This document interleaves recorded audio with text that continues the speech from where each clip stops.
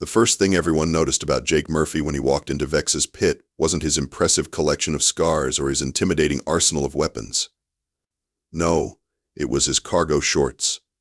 Khaki cargo shorts with more pockets than a pool table, paired with a faded t-shirt that read Earth's Okayest Dad in what the Universal Translator generously interpreted as mild parental competence. Vex's pit was the kind of establishment where conversations ended in either blood or contracts, sometimes both. It served as the unofficial headquarters for the Galactic Mercenary Guild's most notorious operators, and Jake Murphy had just ordered a space beer and asked the bartender if they validated parking. Vex Grimtooth, all 7 feet of scaled muscle and barely contained violence, watched this spectacle from his corner booth with the kind of fascination usually reserved for watching a crash in slow motion. His reputation preceded him through 3 sectors like a bad smell. The reptilian warrior had spent the last decade building a legend out of demolished space stations and the crushed dreams of anyone foolish enough to challenge his pack's dominance. His crew was equally impressive in that special way that made insurance companies weep. Thorak, the 4-armed demolitions expert, communicated primarily through grunts and the occasional explosion. His vocabulary consisted of boom, bigger boom, and run. Zira, their cybernetically enhanced sniper, had anger management issues that made therapy sessions resemble war crimes tribunals. And then there was Crag, a walking geological survey who thought subtlety was something you ordered with lunch. They had been the undisputed kings of this particular hill for years, taking the jobs nobody else wanted and completing them with a level of violence that made dictators nervous. Their success rate was legendary, their methods were questionable, and their bar tab was astronomical. "Look at this," Vex growled to his pack, his forked tongue tasting the air like he was sampling fine wine. "A human thinks he can play with the adults." Jake, meanwhile, was having an animated conversation with the bartender about Earth sports, completely oblivious to the fact that every predator in the bar was sizing him up like a particularly slow gazelle. He had the kind of earnest friendliness that made hardened criminals wonder if they should call their mothers more often. "I bet he cries before the first job," Zira muttered, her cybernetic eye whirring as it zoomed in on Jake's admittedly unimpressive physique. "Rarg," agreed Thorak, which roughly translated to "I give him 5 minutes before he runs home to mommy." Crag just stared, his rock-like features showing about as much expression as a parking meter. "Human small," he rumbled finally, which was practically Shakespeare coming from him. The other mercenaries in the bar were taking notice too. Whispered conversations started spreading like wildfire, most of them revolving around whether the human was incredibly brave or incredibly stupid. The betting pool was leaning heavily towards stupid, with odds that would have made professional gamblers weep. Jake finished his beer, left what appeared to be a generous tip, and turned to survey the room with the kind of casual confidence that suggested he either knew something everyone else didn't, or was completely divorced from reality. His gaze settled on Vex's table, and he walked over with the loose-limbed stride of someone heading to a barbecue, rather than into the den of the galaxy's most feared mercenaries. "Hey there," Jake said, extending his hand in that peculiarly human gesture of greeting. "Jake Murphy. I heard this is where the action is." Vex stared at the offered hand like it might explode, then slowly extended one clawed finger to briefly touch Jake's palm. It was less a handshake than a species-level cultural exchange program. "The action," Vex repeated, his voice carrying the kind of menace that made smart people reconsider their life choices, "but is not for soft little mammals who wear shorts to a mercenary bar." Jake looked down at his cargo shorts, then back at Vex with genuine puzzlement. "What's wrong with shorts? They're practical. Look at all these pockets." And that's when Vex Grimtooth made the decision that would haunt him for the rest of his considerably shortened reputation. "You want action, human." Vex's laugh sounded like gravel being processed through a wood chipper. "Let me tell you about action." The entire bar had gone quiet, the kind of silence that usually preceded either profound revelations or spectacular disasters. Jake pulled up a chair without being invited, which was either remarkably brave or remarkably stupid. The jury was still out. "We just got word about a job," Vex continued, his yellow eyes gleaming with the kind of malicious joy that made ethics committees nervous. "Rescue mission. high-value target. The kind of operation that separates the professionals from the pretenders. He leaned forward, close enough that Jake could smell the last 3 species Vex had eaten for lunch. Ambassador Fleeb, currently enjoying the hospitality of the pirate fortress on asteroid X-29. Death's Door, they call it. Charming place. 12% survival rate for rescue attempts. Jake nodded thoughtfully, like Vex had just told him about a mildly challenging crossword puzzle. 12%? That seems low. What's bringing down their numbers? What's bringing down their numbers? Zira's cybernetic eye twitched, which was either a glitch or an aneurysm.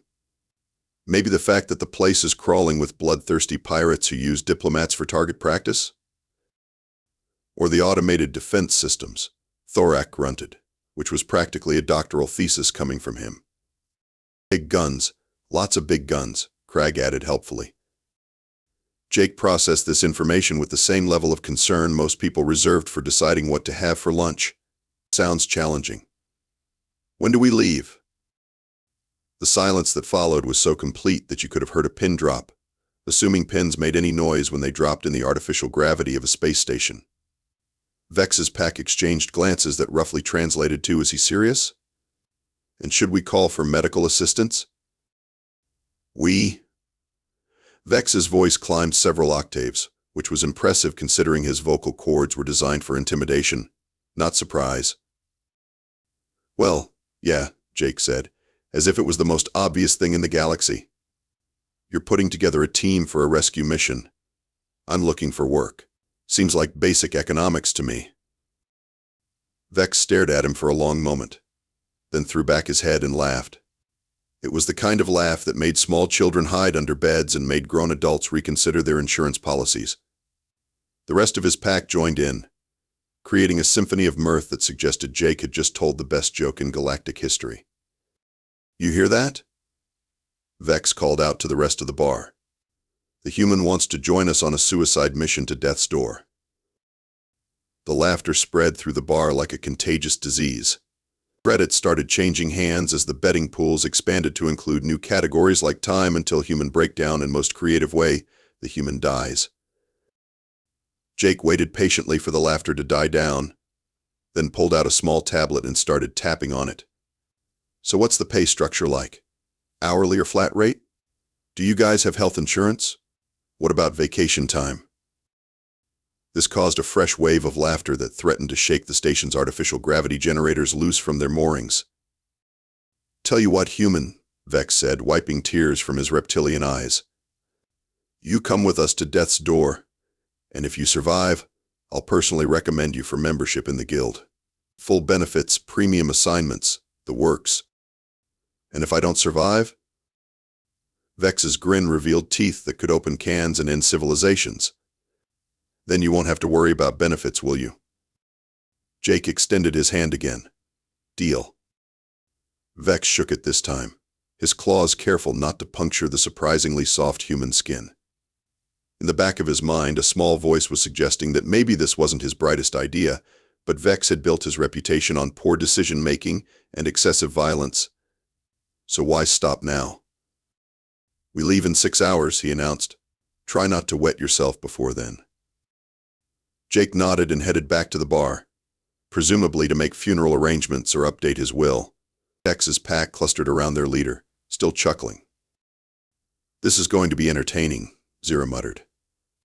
"Grarg," Thorak agreed, which roughly translated to, "I just hope someone's recording this for posterity." Death's Door lived up to its name in the way that tourist brochures lived up to reality, which is to say not at all, but with significantly more weaponry. The asteroid fortress hung in space like a metallic tumor, bristling with enough firepower to sterilize a small moon and complicated enough to make military strategists weep into their coffee. Vex's pack had spent the 6-hour journey to the asteroid reviewing tactical plans, checking weapons, and taking increasingly creative bets on how quickly Jake would get them all killed. Jake had spent the same 6 hours reading what appeared to be a paperback novel and asking if anyone had any snacks. "Remember," Vex growled as their ship approached the fortress, "we go in fast and hard. Overwhelming force, maximum chaos, extract the target before they know what hit them." His pack nodded grimly. This was their specialty, the kind of operation they could execute in their sleep, assuming their sleep involved significantly more explosions and property damage. What about me? Jake asked, looking up from his book. You, Vex said with the kind of smile that made insurance companies cancel policies, get to provide a distraction. Try to stay alive long enough to be useful. Jake nodded agreeably. Sounds good. Where should I meet you guys afterward? If there is an afterward, Zira muttered, but Jake had already wandered off to examine the ship's emergency supplies. The plan was elegant in its simplicity. Vex's pack would breach the fortress through the docking bay, fight their way to the detention level, extract Ambassador Fleeb, and fight their way back out. Jake would create enough chaos at the main entrance to draw attention away from their infiltration. It was the kind of plan that looked great on paper and terrible in practice, which made it perfect for Vex's pack. What actually happened was somewhat different. Vex's pack hit the docking bay like a natural disaster with personality disorders. Thorax explosives opened a hole in the station's hull that was visible from 3 sectors away. Zira's sniper fire turned the docking bay's security systems into abstract art.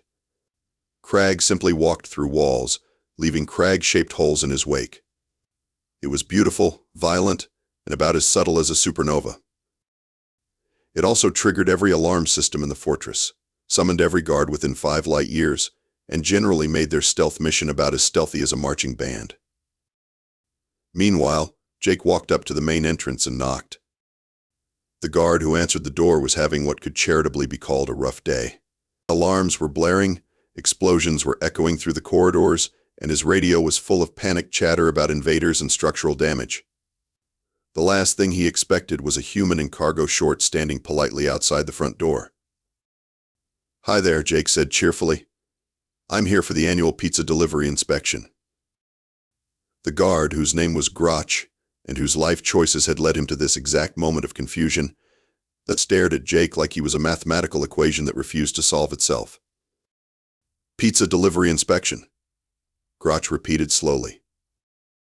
"Oh yeah," Jake said, pulling out his tablet and tapping it importantly. "Station regulations require annual inspections of all food service delivery protocols. Health department stuff, you know how it is."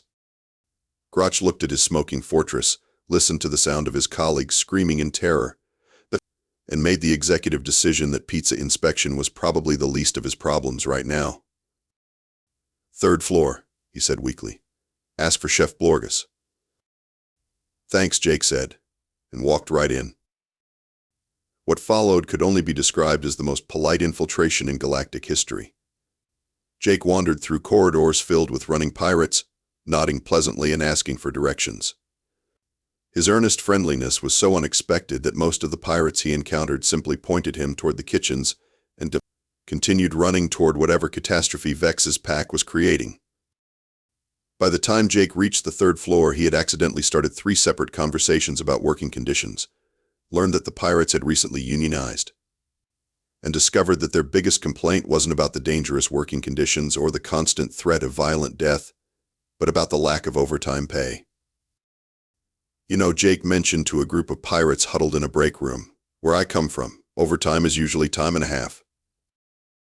The pirates looked at each other with the kind of dawning realization that usually preceded revolutions. Ambassador Fleeb, it turned out, was not at all what Jake had expected. For starters, he was roughly the size and consistency of a large, disgruntled slug, with the kind of attitude that suggested customer service was a personal insult. His cell was less a prison and more a luxury suite, complete with what appeared to be a fully functional casino. Finally, Fleeb oozed when Jake knocked politely on his cell door. "Are you here about the accounting discrepancies or the protection money?" Jake checked his tablet, which was actually just a grocery list app, but looked official enough to fool most people. "Neither, actually. I'm here to rescue you." "Rescue?" Fleeb's eye stalks swiveled to focus on Jake with the kind of attention usually reserved for tax audits. "Who sent you?" "The Guild? The Pirates? My ex-wife?" "The Guild, I think," Jake said uncertainly. "You're Ambassador Fleeb, right? Diplomatic immunity, aggressive negotiation tactics, recently imprisoned for reasons that were probably very diplomatic?" Fleeb made a sound that was either laughter or the early stages of a digestive process. Diplomatic reasons. That's what we're calling it now. It quickly became apparent that Ambassador Fleeb's imprisonment was less about diplomacy and more about the fact that he owed money to approximately half the pirates in the fortress. The gambling ring he had been running from his cell was apparently more successful than his diplomatic career, which was saying something considering his diplomatic career had ended with him being locked up by pirates. "Look," Jake said, settling into what appeared to be a reasonably comfortable chair. "I'm supposed to extract you without starting an interstellar incident. But it sounds like you've got some debts to settle first." "Debts," Fleeb repeated. 17,000 credits to Captain Vorgax for his daughter's wedding entertainment. 23,000 to the Skull Brotherhood for exotic fruit smuggling.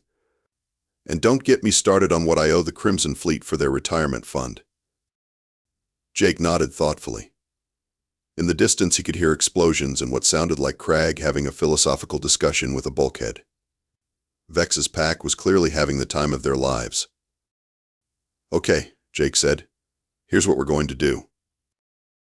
What Jake did next would have made professional negotiators weep with envy and diplomatic schools rewrite their curricula. He started by asking Fleeb about the pirate organization structure, their chain of command, and their biggest operational challenges. Within 30 minutes, he had a complete understanding of the political landscape inside Death's Door. "So Captain Vorgax is having trouble with the Skull Brotherhood over shipping routes," Jake summarized, "and the Crimson Fleet is upset about taxation without representation. And everyone's angry about the working conditions." "That's about the size of it," Fleeb agreed. "And you owe money to all of them." "Significantly, yes." Jake stood up and dusted off his cargo shorts. "I think I can work with this. But first I need to make some calls." "Calls?" Fleeb's eye stalks twitched. "To whom?" Jake pulled out what was definitely not a communication device but looked impressive enough to fool most people. "The Earth Protection Agency." "The what now?" "Now."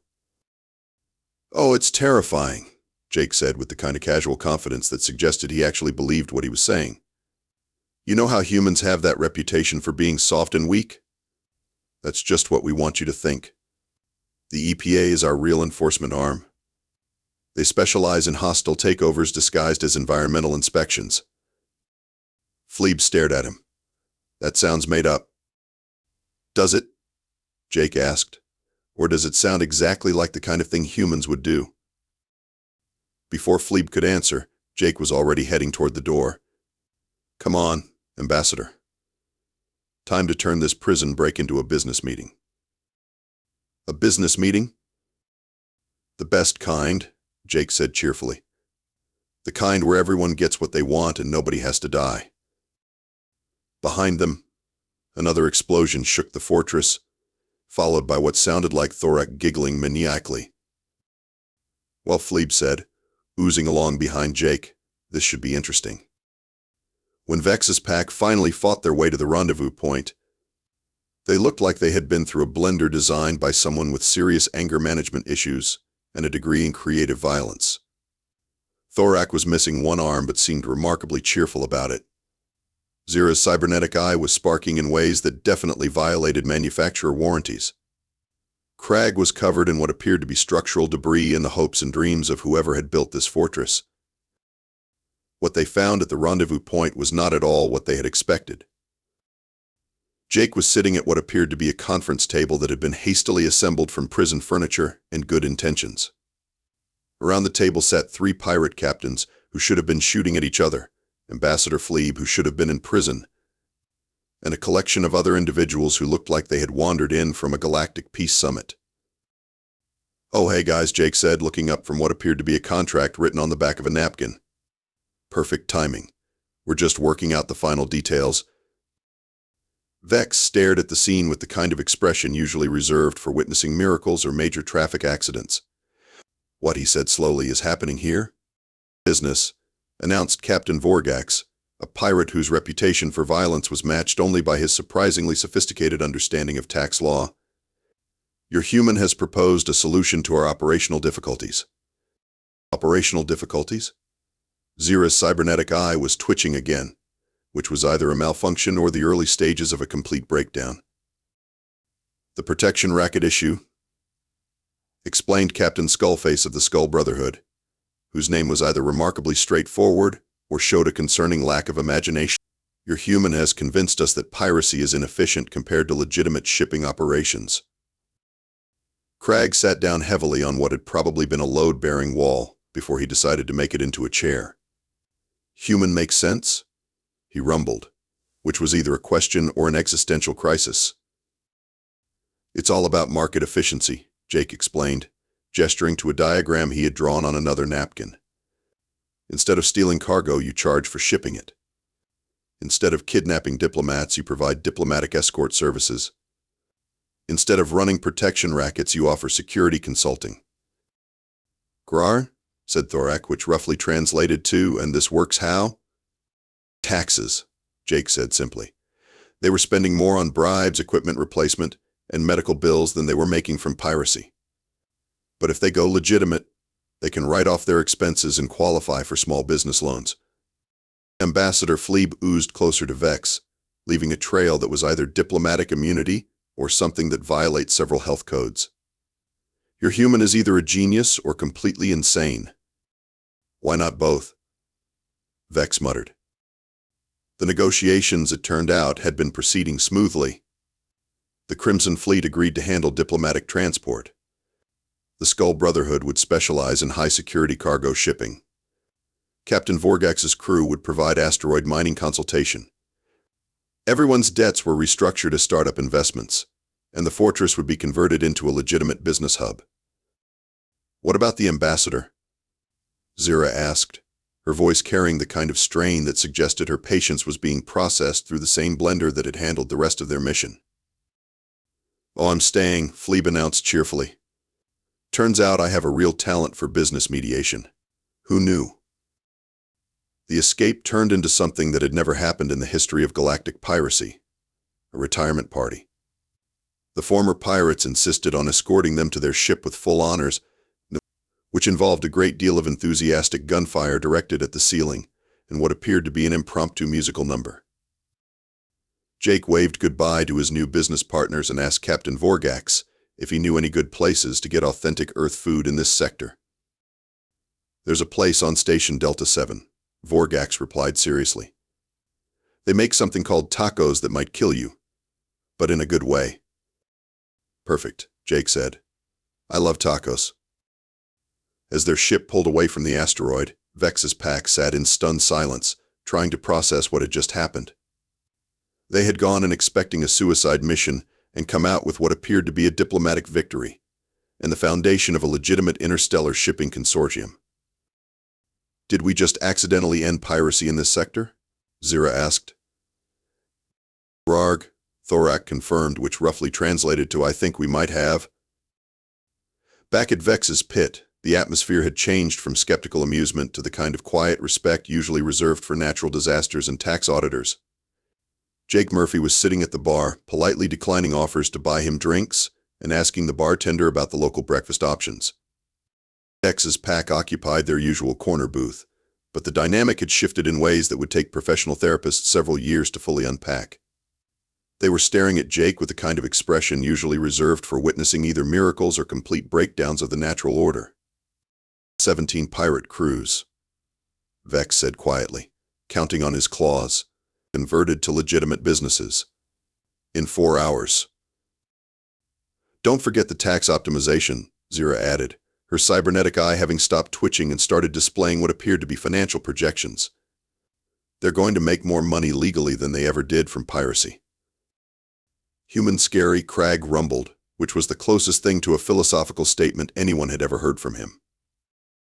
Thorak had been unusually quiet, which for someone who primarily communicated through grunts and explosions was saying something.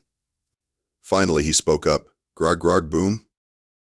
"He wants to know if Jake's looking for a demolitions expert," Zira translated.